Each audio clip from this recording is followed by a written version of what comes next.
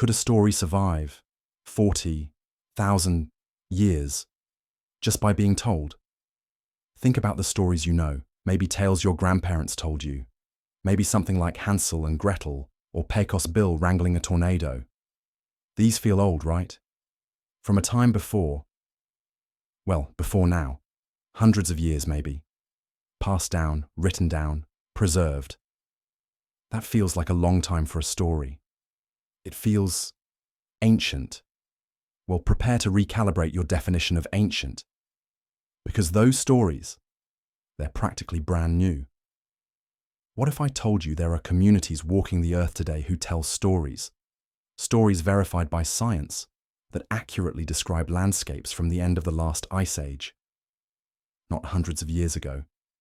We're talking thousands, 7,000, 10,000, maybe much more. Stories whispered across millennia, from parent to child, long before anyone carved a single word into stone or pressed ink onto paper. How is that even possible? And just how deep into human history can a simple story truly reach? Buckle up, because we're diving deep into the mystery of the world's oldest memories. Let's start where the evidence is strongest, and frankly, mind-blowing. We head to Australia. For decades, researchers often dismissed oral traditions as unreliable whispers, prone to warping like a game of telephone over just a few generations. Hundreds of years, tops. Then, scientists like linguist Nicholas Reid and geographer Patrick Nunn started listening closely to Aboriginal Australian stories from different coastal regions. And they noticed something astonishing. Multiple independent groups, separated by vast distances, told stories of a time when the ocean levels were much lower. They spoke of lands that existed where there is now only sea. They described specific coastal features, islands that were once connected to the mainland, bays that were dry hunting grounds. Intriguing legends, sure. But here's where it gets wild. Reid and Nunn compared these ancient stories to the hard geological data, the scientific records of post-glacial sea level rise. The details matched, precisely. Around Port Phillip Bay, stories recalled it being dry land, kangaroo ground. The geological data says that area flooded between 7,800 and 9,300 years ago. The Ngarrindjeri people tell how Kangaroo Island became an island when the sea rose. Science confirms Kangaroo Island was cut off between 9,800 and 10,600 years ago. Tiwi Island stories recall their home becoming islands. That happened between 8,200 and 9,600 years ago. Off the Great Barrier Reef coast, one story seems to describe a shoreline that existed 12,600 years ago, before it was swallowed by the rising waters. Think about that. These aren't vague myths about a great flood.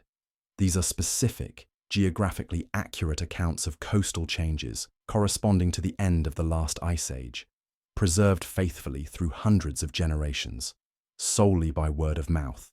We're talking about memories from 7,000 to over 12,000 years ago. These Aboriginal narratives provide empirical proof, scientific corroboration, of real geological events deep in prehistory. It's a continuous oral tradition stretching back millennia, a feat that seems unmatched anywhere else in the world in its scale and time frame. These aren't just stories.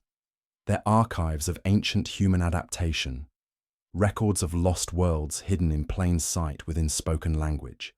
And it's not just Australia. Let's jump across the Pacific to North America. The Klamath people of Oregon tell a dramatic story, a legend about a furious battle between celestial spirits, Lau of the below world and Skell of the above world. The battle ended when the towering mountain home of Lau collapsed in a cataclysmic explosion, eventually filling with water to form a deep, intensely blue lake. Geologists know this event. It was the eruption of Mount Mazama, a massive volcano, around 7,700 years ago.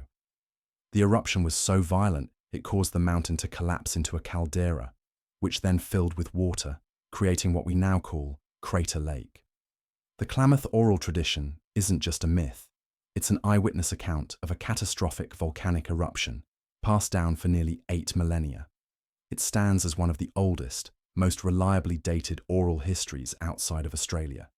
Another piece of evidence that human memory, carefully curated, can bridge astonishing gulfs of time. Let's push further back. What about Tasmania, the island south of Australia? Until about 12,000 years ago, Tasmania was connected to the mainland by a land bridge. When the Ice Age ended and sea levels rose, that bridge flooded, isolating the inhabitants. Recent research into the oral traditions of the Palawa, the Tasmanian Aboriginal people, suggests their stories remember this separation. They talk about changing coastlines as the ice melted, reshaping their ancestral lands. Creation narratives describe the arrival of the first people when the seas were lower. And then there's this truly remarkable detail. A Palawa story, recorded back in the 1830s, names a specific star, Moini. This star is described as being near the south celestial pole, the point in the sky around which the southern stars appear to rotate. Here's the kicker.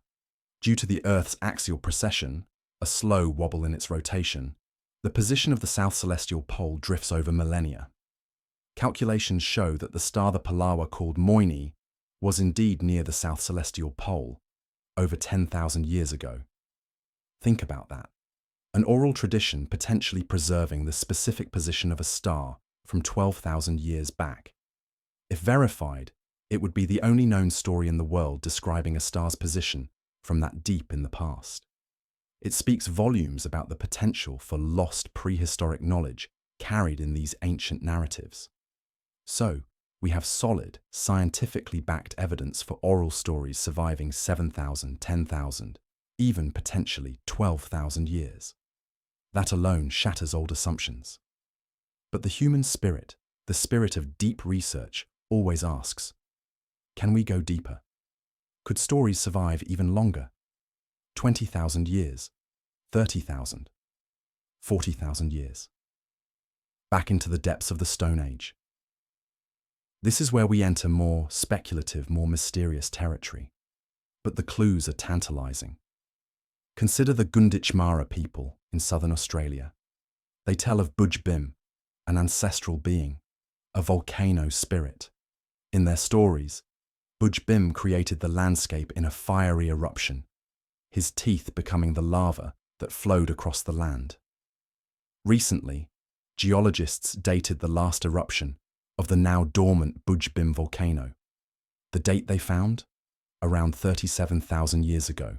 37,000 years. Could this Aboriginal geomyth, this story of Bujbim, actually be a memory of a volcanic eruption that happened 37,000 years ago, passed down through perhaps 1,500 generations? If true, it would dwarf all other contenders. It would be, by far, the world's oldest datable story. Now, researchers are understandably cautious. Confirming a link across such an immense time span is incredibly difficult. It's impossible to be sure, many say, given the timescales involved. Such longevity would be extraordinary, requiring almost unprecedented cultural stability. But the alignment of the ancient story with the geological timeline is profoundly intriguing. A potential echo from the deep Stone Age, a mystery begging for more exploration. And there are other hints. Aboriginal lore also contains references to hunting giant, flightless birds called mihirung. Paleontologists know these creatures. They likely refer to Genyornis, a genus of massive birds that went extinct in Australia around 40,000 years ago. Some stories even mention volcanic activity occurring nearby during the hunt for these giant birds. Again, the time frame is staggering. Could these be genuine memories of interacting with Pleistocene megafauna, creatures extinct for 40 millennia? It's debated. Maybe the stories were updated. Maybe they referred to later species like emus. But the possibility lingers. A whisper of forgotten human discoveries and encounters with a lost world, challenging us to consider how deep collective memory might truly go. So, can stories survive 20,000, 30,000, 40,000 years. Some anthropologists, like Roger Echo Hawke, remain optimistic. He argues that many indigenous traditions worldwide contain descriptions of Ice Age phenomena, megafauna, glaciers, sea level changes, eruptions, suggesting kernels of genuine memory reaching back tens of thousands of years. He believes we should consider these oral traditions potentially valuable sources when piecing together ancient human history, deserving of serious investigation. However, many scholars highlight the immense challenges here. Verifying a specific narrative thread across 20, 30, or 40,000 years faces incredible hurdles. Languages vanish, cultures transform, populations move. The direct line of transmission, so clear in the Australian examples, becomes obscured by the sheer weight of time and change in many parts of the world. Finding that unambiguous link, that smoking gun connecting a modern myth to a specific event in the Deep Stone Age, is exceptionally difficult with our current methods. Does this mean no echoes survive from that far back? That's where the mystery deepens. Absence of proof isn't proof of absence, especially when dealing with traditions that live and breathe rather than sit frozen on a page. Perhaps the signals are there but too faint or transformed for us to easily recognize. Yet, it leaves us wondering, what other whispers from our remotest ancestors might still be drifting, just beyond our current ability to fully decipher? So, while the Budgebim story remains a tantalizing, potentially 37,000-year-old outlier, and the possibility of even older narrative threads persists, the current scientific consensus finds verifiable proof hardest to come by beyond that 10 to 12,000 year mark. But the fact that stories can reliably last that long is already a revolution in understanding our past. Which brings us to the biggest question: how? How is this incredible feat of memory even possible? How did these ancient cultures defy the seemingly inevitable decay of information over time? It wasn't magic, it was culture. Sophisticated, ingenious cultural technology designed for preservation. First, rigorous transmission practices. Especially in Aboriginal Australia, storytelling wasn't casual. It was a serious undertaking with built-in error correction. Nicholas Reed describes a system of cross-generational cross-checking. Imagine a grandparent telling a sacred story to a grandchild. The child's parents, aunts, uncles are all listening. If the elder deviates, the middle generation corrects them. The younger generation learns the correct version and also learns their responsibility to ensure their elders tell it right someday. 3 generations involved simultaneously, creating a scaffolding that keeps the story true. There were often strict taboos against changing sacred stories, and only trained individuals were permitted to recite them in full. This wasn't the telephone game. It was a disciplined oral pedagogy, a deliberate method for high-fidelity information transfer across centuries, even millennia. Think of it as a living library, constantly curated. Second, stable community and repetition. A story lasts if the people telling it stay put and keep telling it. The long-term occupation of Australia by Indigenous groups provided the continuity needed. Some researchers, like Patrick Nunn, even suggest the harsh Australian environment enforced this continuity. Ancestral knowledge about climate shifts, water sources, or ancient catastrophes was crucial for ancient human survival, demanding careful preservation. And repetition is key. Important stories weren't just told once. They were woven into ceremonies, rituals, songs, dances, performed regularly, year after year, generation after generation. This constant reinforcement burned the narratives into collective memory. Contrast this with regions where populations were frequently displaced or cultures overturned. The chain of memory was far more likely to break, making long-term survival much harder. Third, memorability and meaning. Let's face it, not all information is created equal. Boring details get forgotten. Stories that carry deep significance about origins, identity, morality, essential survival knowledge are the ones that stick. Many ancient narratives are vessels for practical wisdom, wrapped in engaging mythic clothing. A story about a flood god's anger might encode a vital warning about sea level rise. A tale of a volcano spirit might teach future generations about geological hazards. These stories survived because they mattered. Cognitive science tells us that narratives evoking strong emotions or relating to core identity are more memorable. Oral traditions amplify this by using mnemonic devices, poetic language, rhythm, formulaic structures, chants. Think of Aboriginal songlines, where epic journeys and creation stories are mapped onto the physical landscape itself. Traveling the land becomes a way to recall the story, literally grounding the narrative in the earth. Tying stories to sacred places and ceremonies creates a powerful cultural mandate for their preservation.